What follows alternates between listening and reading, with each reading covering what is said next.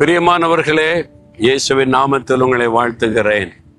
இயேசுவோடு நடக்கும்போது ஒரு பக்கம் ரொம்ப சந்தோஷமா இருக்கும், மகிழ்ச்சியா இருக்கும். அவர் கரம் பிடித்து நம்மகிட்ட அழகா பேசி நடத்துவார். இன்னொரு பக்கம் என்ன தெரியுமா? பாடு வரும், நிந்தை வரும், உபத்திரம் வரும்.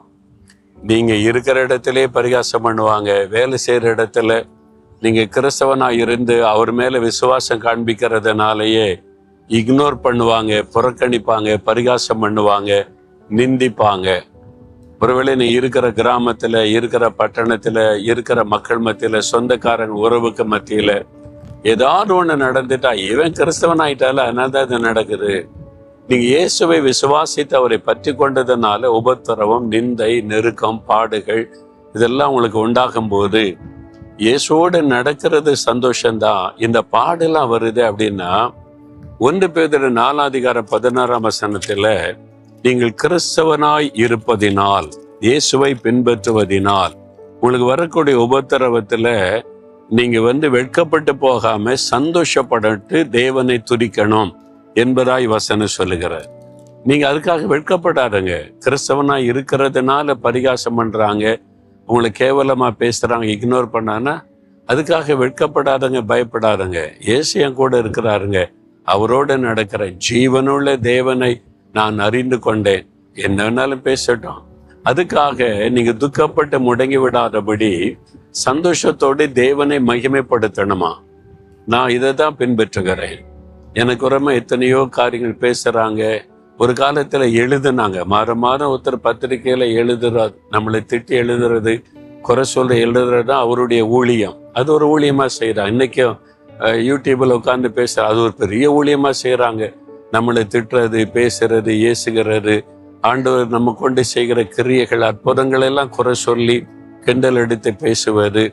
அப்ப அதெல்லாம் பார்க்கும்போது எனக்கு வருத்தம் வராது. நான் ஊழியக்காரனா இருக்கிறதுனால தான் என்ன பேசுறாங்க.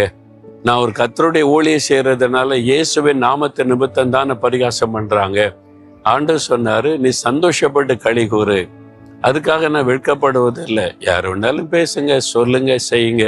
நான் இயேசுவுக்காக இந்த பாதையில நடக்கிறேன்னு சொல்லி ஆண்டவரை துதிப்பேன். அந்த நிந்தைக்காக ஸ்தோத்திரம், இந்த பரிகாசத்திற்காய் ஸ்தோத்திரம், இந்த பொய்யான குற்றச்சாட்டுகளுக்காய் ஸ்தோத்திரம், இந்த அவமானங்களுக்காக ஸ்தோத்திரம். அதை துதிக்கும் போது ஒரு பெரிய சந்தோஷம் வரும் பாருங்க. இயேசுவுக்காக பாடுபடுவது பெரிய பாக்கியங்க. நீங்க துதிக்க என்ன நடக்கும் தெரியுமா? பேசுகிறவன், எழுதுகிறவன் வெட்கப்பட்டு போகும்படி உங்களை கர்த்தர் வைத்து கொண்டே இருப்பார். அப்படி மாதம் எழுதி அவங்க என்னத்தை கண்டாங்க? கர்த்தர் இந்த ஊழியத்தை மேலும் மேலும் உயர்த்தி இன்னைக்கு ஆயிரக்கணக்கான மிஷினரிகளை அனுப்பவும், ஆலயங்களை கட்டி கொடுக்கவும், திரள் கூட்ட மக்களை இயேசுக்கு நேராய் நடத்தவும், இயேசு அற்புத அடையாளங்களை செய்து வல்லமையை வெளிப்படுத்தி காண்பிக்கவும் கிருபையா பயன்படுத்துறாருல.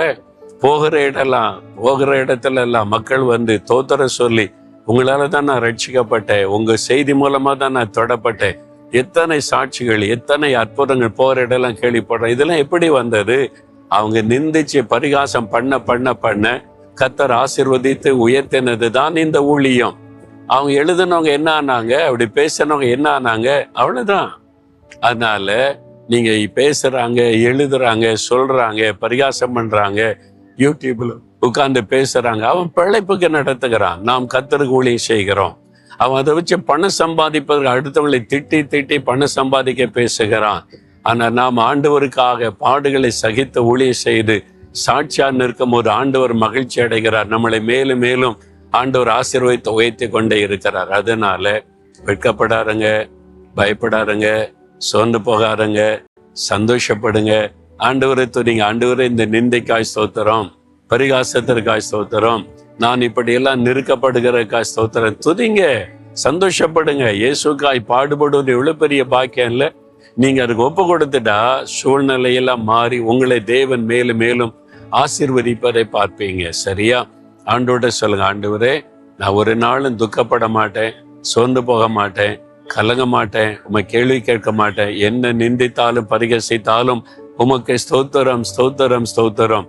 அது எவ்வளவு பெரிய பாக்கியம். நான் மகிழ்ந்து களி கூறுகிறேன், உம்மை மகிமைப்படுத்துகிறேன், அதற்காக ஸ்தோத்திரம். என்னை பரிகசிக்கிறவர்கள், கேவலமா பேசுறவங்க, பொய் குற்றச்சாட்டு சொல்றவங்களை கர்த்தர் ஆசீர்வதியும். நானும் ஆண்டவரே அவளை மனப்பூர்வமாய் ஆசீர்வதிக்கிறேன். அதற்காக உம்மை துதிக்கிறேன், ஸ்தோத்தரிக்கிறேன். இயேசுவின் நாமத்தில் ஆமேன், ஆமேன்.